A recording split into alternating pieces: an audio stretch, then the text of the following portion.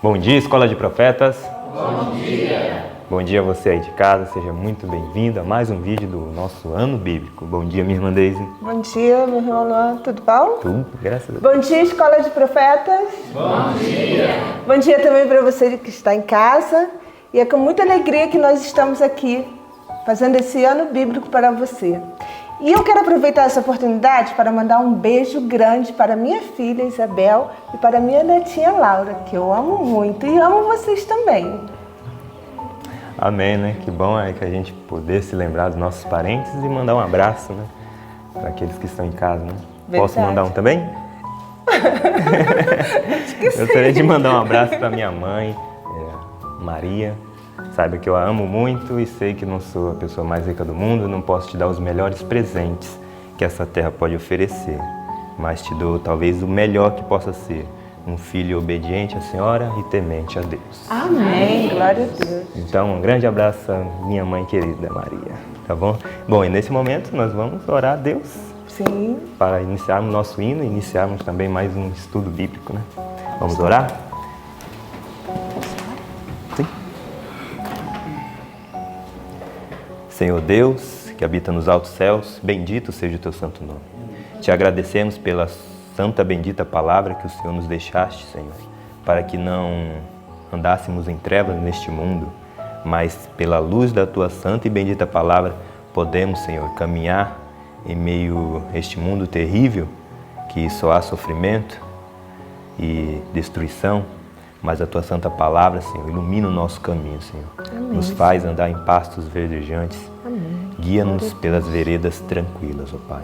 Te agradecemos porque deixaste a tua santa e bendita palavra. Neste momento também venho pedir pelos que estão em casa, Senhor, estão assistindo este ano bíblico, que o teu Santo Espírito possa abençoá-los, ó Pai. Que eles venham assistir o ano bíblico, meditar na tua santa e bendita palavra, venham decorar o texto bíblico, ó Pai, e possam estar ligados com o Senhor. Quando buscamos ao Senhor, mediante a tua santa e bendita palavra, não caímos enganados pelas tramóias do inimigo, mas nos apegamos mais àquele que morreu para nos salvar, Deus. Amém, Senhor. Que possamos ter um Obrigada. encontro diário com o Senhor e estar firmes, confiando somente em Ti. Te agradecemos por todas as bênçãos que o Senhor nos dá, pelas provações, pelos dias ruins e pelos dias bons. Te agradecemos por tudo, ó Deus. Sabemos que tudo coopera para o bem daqueles que amam a Ti, ó Deus. Amém, Senhor. Em nome do Senhor Jesus te agradecemos. Amém, Pai. Amém. Muito bem, nesse momento nós vamos louvar ao nosso Deus. Sim. Parte da nossa adoração é poder louvar, soltar a voz e cantar ao nosso Deus, né? E os santos anjos vêm e louvam com a gente, meus irmãos. E nesse momento vamos louvar o hino de número 352. Luz bendita, luz gloriosa.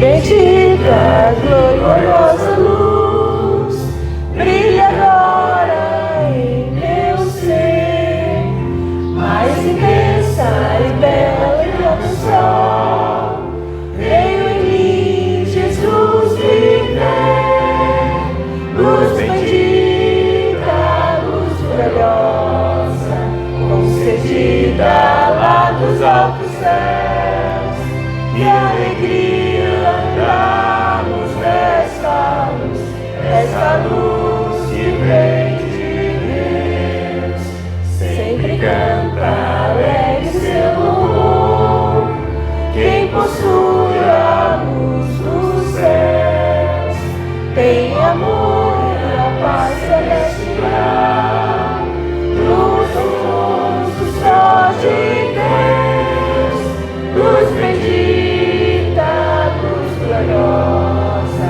concedida lá dos altos céus, e alegria andarmos nessa luz que vem de Deus, vida nova, vida em retidão, tem os crentes em Jesus. segue Salvador, dele tem poder e luz, luz bendita, luz gloriosa, concedida lá dos altos céus, que alegria andamos nessa luz que vem de Deus, esperança, vida e salvação, tu recebes do Senhor, aceitando Cristo nossa luz, esse dom do Deus de amor, luz bendita, luz gloriosa, concedida lá dos altos céus, que alegria andarmos nessa luz que vem de Deus. Amém. Amém, né? Amém. E agora, Lô, chegou um momento também muito especial, né? Sim. De que a gente vai falar o quê? Repetir os nossos Versinhos para decorar, né? da semana, né? Que se encontra onde? Jó, capítulo 19, versículo 25 ao 27. Então, você de casa também pode falar conosco. Vamos contar para eles Vamos. também? Então, você aí de casa, não se esqueça de decorar o verso da palavra de Deus. É importante quando a gente decora e coloca a palavra de Deus no nosso coração. Assim a gente está preparado para o dia que teremos e também para todos os outros que virão, né? Verdade. O privilégio é podermos decorar a palavra do nosso Deus. Vamos juntos? Vamos. 1, 2, 3. Jó 19, do 25 ao 27. Porque eu sei que o meu Redentor vive e que por fim se levantará sobre a terra. E depois de consumida a minha pele, contudo ainda em minha carne, verei a Deus. Vê-lo-ei por mim mesmo, e os meus olhos, e não outros o contemplarão. E por isso os meus rins se consomem no meu interior. Jó 19, do 25 ao 27. Jó 19, do 25 ao 27. Porque eu sei que o meu Redentor vive e que por fim se levantará sobre a terra. E depois de consumida a minha pele, contudo ainda em minha carne, verei a Deus. Vê-lo-ei por mim mesmo, e os meus olhos, e não outros o contemplarão. E por isso os meus rins se consomem no meu interior. Jó 19, do 25 ao 27. Jó 19, do 25 ao 27. Porque eu sei que o meu Redentor vive, e que por fim se levantará sobre a terra. E depois de consumida a minha pele, contudo ainda em minha carne, verei a Deus. Vê-lo-ei por mim mesmo, e os meus olhos, e não outros o contemplarão. E por isso os meus rins se consomem no meu interior. Jó 19, do 25 ao 27. Amém. Que bênção, né? Que bênção. E nesse momento, fique você agora com o nosso ano bíblico. Olá, bom dia, Escola de Profetas. Bom dia, alunos queridos. Bendito seja o nome do Senhor. Eu estou com alunos especiais hoje, não é? Alunos diferentes, e eu louvo o nome de Deus por vocês. Mas também louvo o nome de Deus pela sua vida, você que está assistindo. Glórias ao nome de Deus. Não pare. Eu preciso comentar uma coisa com você sobre o ano bíblico. Você sabe por que é que o Senhor Deus pede que se leia o ano bíblico todo ano? Algumas pessoas me telefonam e falam: Maísa, vocês não vão gravar um novo ano bíblico? Eu vou dizer para você, todos os anos vamos ler as mesmas coisas. Mas por que eu tenho que ler ano que vem novamente, ano que vem e o próximo ano até Jesus voltar? Porque cada ano se descobre alguma coisa que não se sabia. Estudar a Bíblia é inesgotável.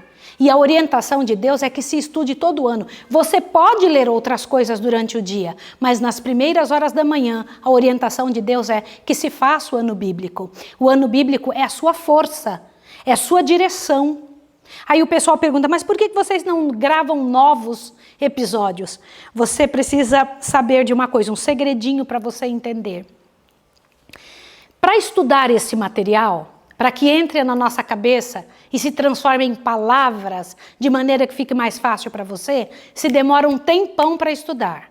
Depois um tempão para gravar. Agora o maior tempo é para edição. Demora de 8, 9, 10 horas para editar. Se meu esposo for fazer novamente o ano bíblico, como faz todos os anos, graças a Deus, temos 365 dias de ano gravado. Nós temos material gravado pronto para que nós possamos apresentar para o mundo. Mas já pensou se ele for fazer isso novamente? Ele não vai ter tempo de fazer mais nada. Muitas vezes eu fiquei lá acordando meu marido, jogando água nele, trazendo água gelada, para que ele pudesse ficar acordado, porque só tem ele para editar e eu para gravar junto com os alunos. O trabalho mais difícil fica para ele, porque nós não temos gente para ajudar na edição. Então é um trabalho muito difícil. Então, de vez em quando, eu gravo um ou outro episódio que o meu esposo pede, que é um assunto mais complexo, para que a gente possa dar uma cara nova de vez em quando para você, tá bom? Mas graças a Deus já temos o material pronto. E eu vou te pedir uma coisa. Faça grupos de estudos. Convide pessoas, faça a linha de transmissão, tá bom? Essa linha de transmissão vai fazer com que você consiga ir mandando esse material todos os dias para os seus amigos, para as pessoas que você ama, assim elas vão estudando também, não é bom? O dia de hoje, por exemplo, nós vamos estudar o Êxodo. Veja, todas essas histórias do passado, o Senhor Deus disse pela boca de Paulo que foram escritas para o nosso ensino, para quem é chegado os últimos dias, para que nós não cometamos os mesmos erros que eles cometeram no passado. E no dia de hoje é o capítulo 25 do livro Patriarcas e Profetas. E da palavra de Deus nós temos o livro de Êxodo, capítulo 13 a 15, que é o que está aberto aqui agora. Abra sua Bíblia em Êxodo 13 a 15, para que nós venhamos estudar alguns detalhes. Eu vou falar de um pedacinho do capítulo 12, antes de começar a trabalhar com você o assunto de hoje. Você se lembra o que havia acontecido anteriormente, até esse momento? A Páscoa havia acontecido. Lembra? Já tinha acontecido a praga dos primogênitos, havia choro sobre todo o Egito, mas no povo de Israel nenhum primogênito havia sido morto. O povo de Israel havia sido poupado das pragas que haviam caído sobre o Egito. E o sangue do cordeiro que foi colocado nos umbrais das portas fizeram com que o povo, pela graça e poder de Deus, fosse libertado pelo anjo que passava por cima. Pense no seguinte, passou por cima, o anjo passou por cima, pass over. Por isso, Passover é o nome da Páscoa em inglês. Quando o pessoal fala, onde você vai passar o Passover? Onde você vai comer a Páscoa? Onde você vai viver estes dias? É neste momento, é nesta hora que a gente entende o que significa o anjo passar por cima. Passava e via nos umbrais das portas o sangue do cordeiro. E então, aquele povo era liberto, aquele povo era poupado. Mas neste momento nós vamos precisar observar algo que está em Êxodo 12, verso 37 em diante. Observe o que o Senhor Deus vai nos trazer agora. Obrigada, pais, por segurar seus filhos um pouquinho. Obrigada, obrigada. Vou esperar vocês sentarem para eu poder continuar. Obrigada, viu, gente? Obrigada. Muito bom, muito obrigada. Obrigada. Então, Êxodo 12, do verso 37 em diante, diz assim: Partiram os filhos de Israel de Ramsés para Sucote, cerca de 600 mil a pé. Eu quero que você agora faça uma conta comigo. Somente de homens, sem contar mulheres e crianças. Muito bem. 600 homens a pé, 600, é bastante gente. 600 mil a pé, sim ou não? 600 mil homens a pé. Fora as mulheres e as crianças. Quantos filhos vocês acham que estes homens tinham?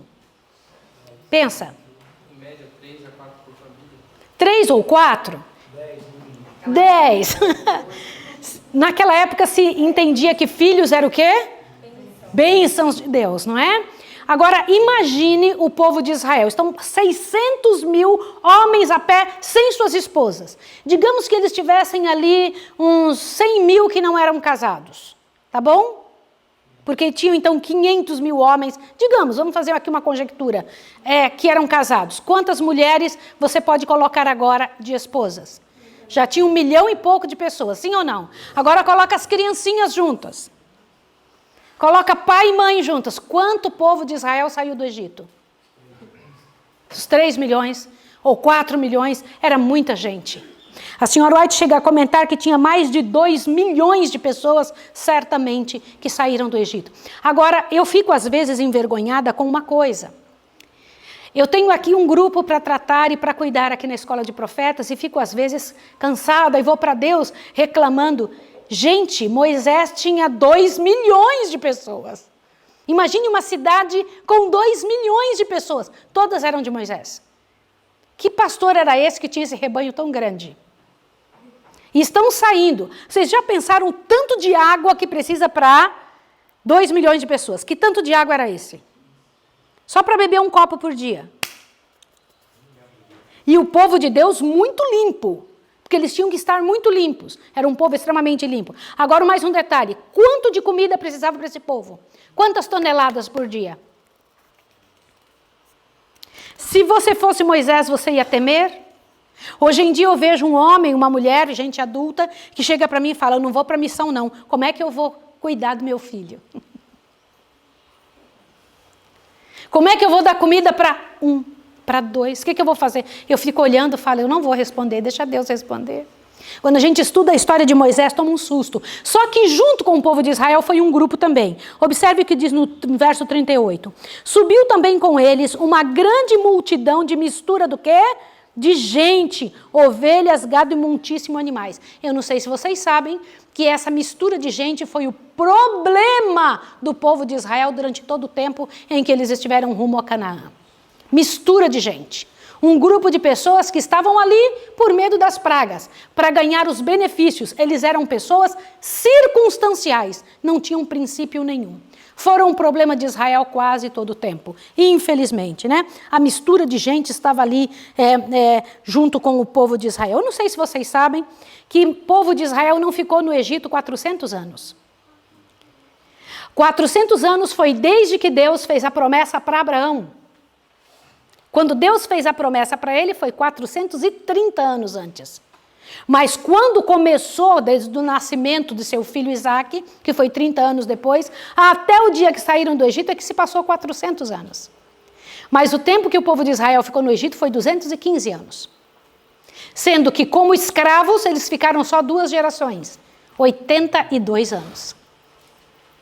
Muito tempo eles ficaram como donos da terra, 100 e tantos anos. Na terra de Gósen, lembra disso?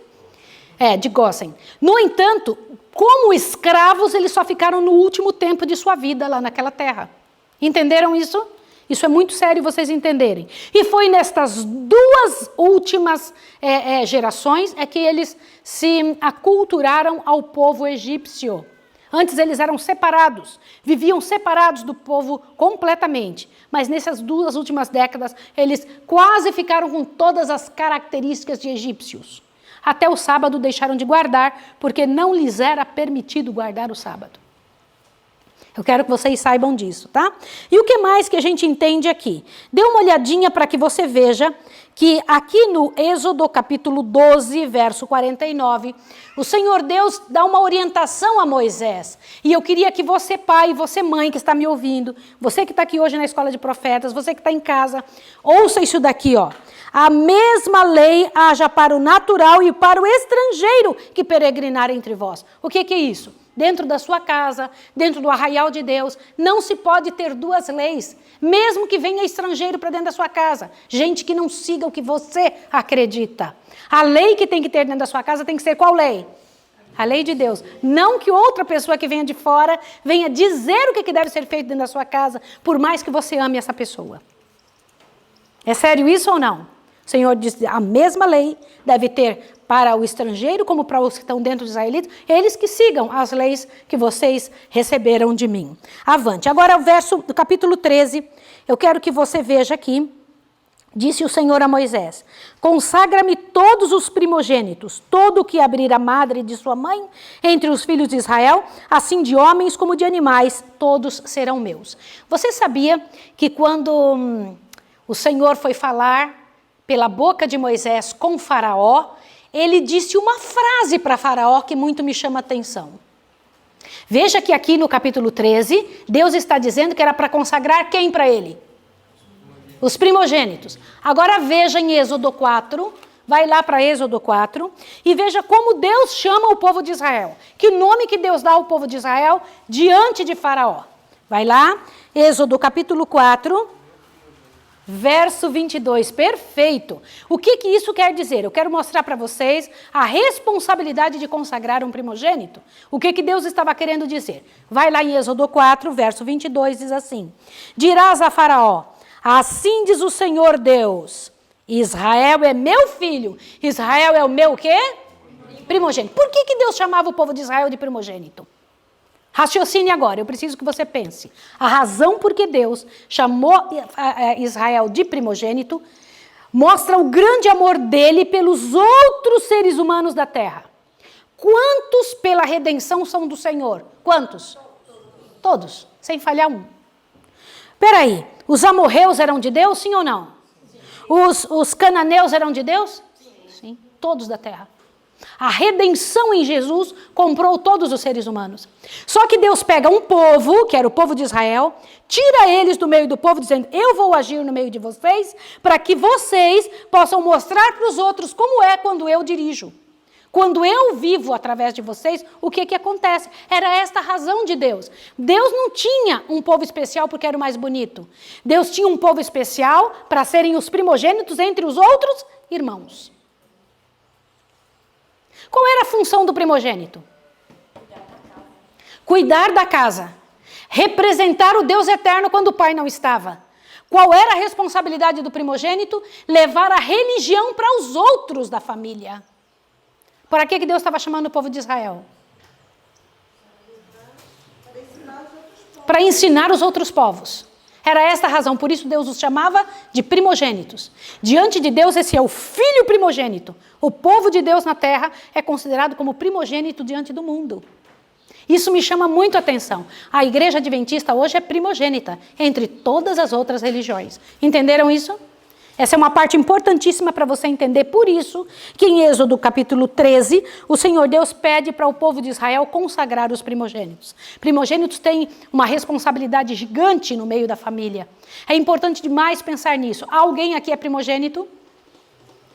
Ali está a Beatriz, Elisa também. Você é primogênito, querido. A irmã é primogênito. Quem mais? Ai, Paulinha é. Olha lá, olha, aqui eu tenho vários primogênitos nessa casa.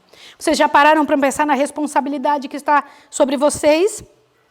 E a responsabilidade que Deus dá para quem está envolvido nas coisas do Senhor é muito grande. E vocês têm que pensar sobre isso. E lá estava o povo de Israel saindo do Egito. Eles estavam com o cajado na mão, prontos, irmãos. Para a hora que dissesse que eles deveriam sair, eles saíssem. Foi à meia-noite que foi dado o grito e eles saíram.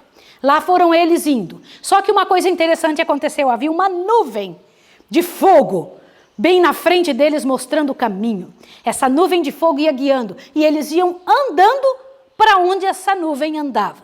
Quando amanheceu o dia, aquele calor escaldante do deserto, irmãos, este ano eu descobri como é que é o ano que passou, né?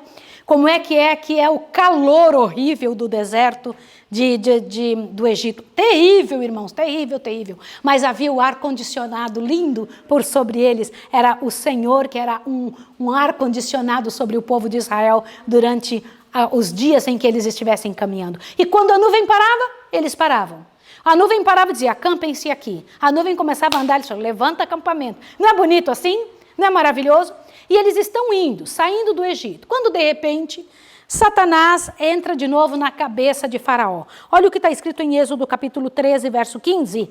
Veja, por favor, o que está escrito aqui. Achou? Eu vou ler para você. Endureceu-se Faraó para não deixar ir. O Senhor matou todos os primogênitos na terra do Egito. Aqui diz que ele se endureceu. A maior parte das pessoas pensam que foi Deus que endureceu o coração de Faraó, porque a linguagem da Bíblia diz isso. Na verdade, antigamente, toda vez que alguma coisa acontecia, se dizia que foi Deus que fez. Mas Faraó já estava com o coração endurecido e o Senhor o usou para seus propósitos. Olha o que continua. Endurecendo-se Faraó para não deixar ir o povo, o Senhor matou todos os primogênitos na terra do Egito, desde o primogênito do homem até o primogênito dos animais. É por isso que eu sacrifico ao Senhor todos os primogênitos machos e resgato todos os primogênitos de meus filhos. E isto será por sinal sobre a tua mão e por frontais entre os teus olhos de que o Senhor nos tirou da terra do Egito. E então vão indo. Quando vão chegando na beirada do mar, imaginem agora uma coisa tremenda. Gente, imagine você, com 80 anos de idade, caminhando com o povo em direção aonde a nuvem mandasse, somente com um cajado na mão. E haviam muitos bens, porque o povo do Egito havia entregado seus bens na mão do povo de Israel. Fala, toma aqui, vai embora logo, sumam do nosso meio, porque vocês são uma praga aqui no meio da gente, né?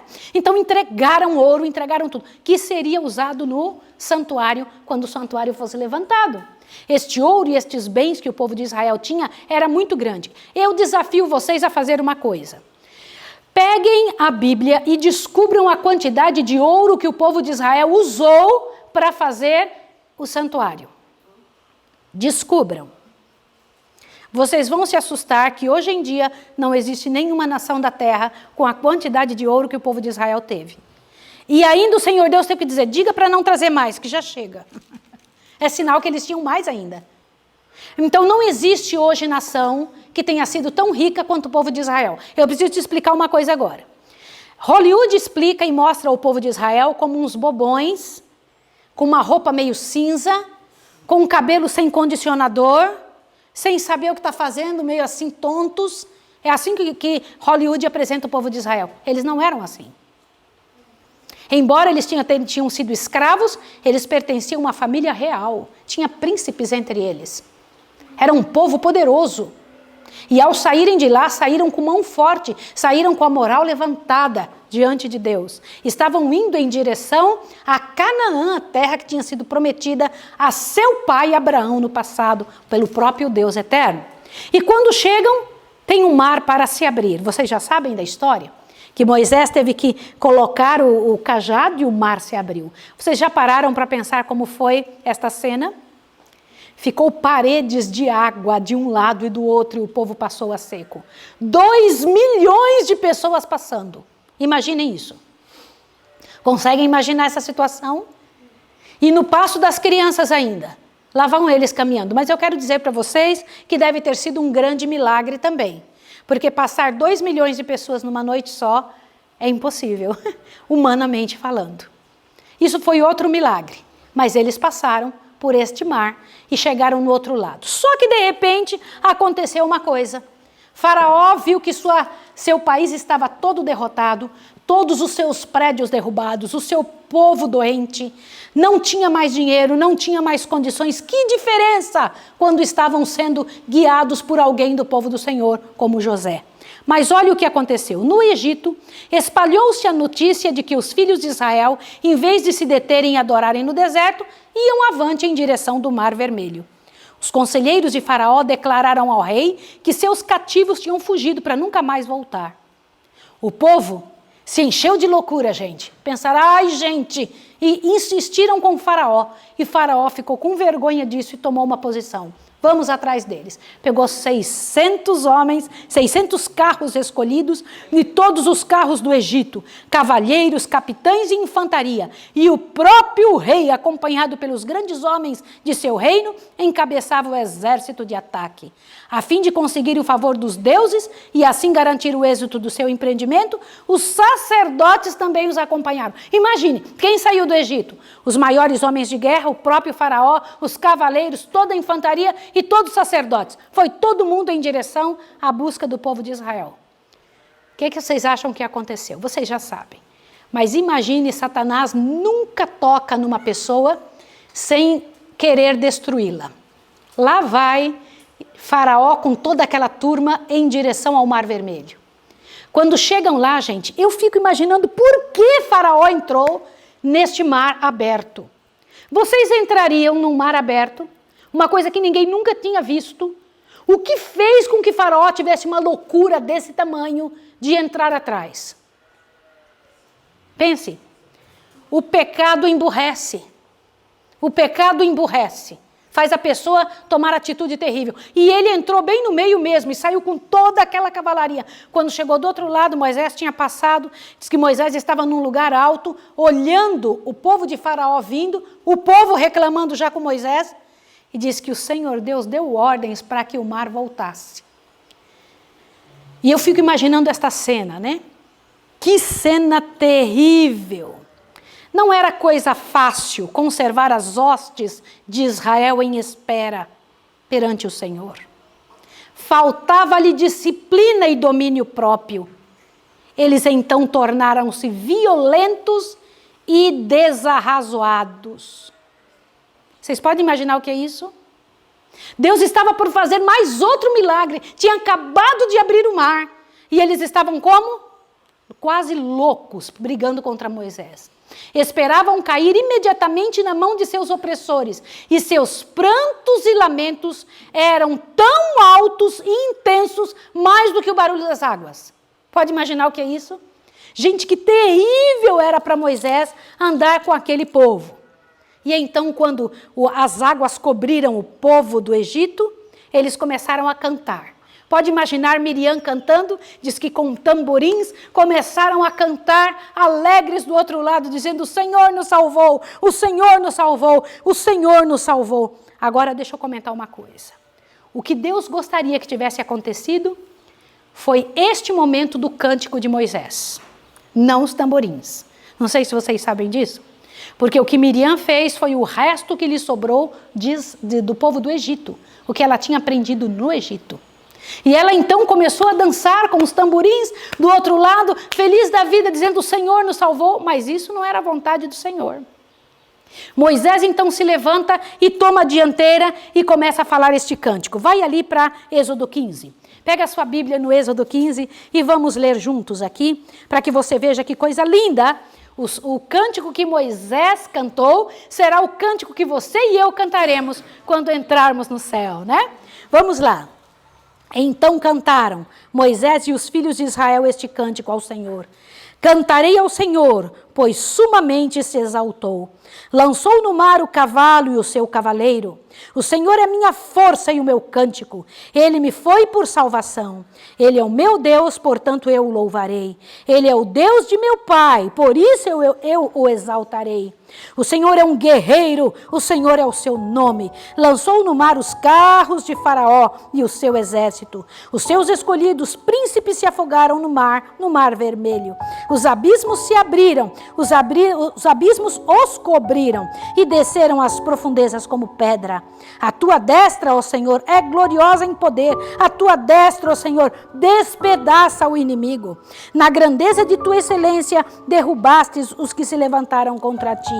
Enviaste o teu furor que os consumiu como restolho. Com o sopro de tuas narinas amontoaram-se então as águas, Senhor. As correntes pararam em montão e os abismos coalharam-se no coração do mar. E o inimigo dizia: perseguirei, alcançarei, repartirei os despojos. A minha alma se fartará deles, arrancarei a minha espada e a minha mão os destruirá. Sopraste com o teu vento e o mar os cobriu. Afundaram-se como chumbo em impetuosas águas. Ó Senhor, quem é como tu entre os deuses? Quem é como tu, glorificado em santidade, terrível em louvores, operando maravilhas? Estendestes a mão e a terra se os tragou. Tu, com tua beneficência, guiará o povo que remiste.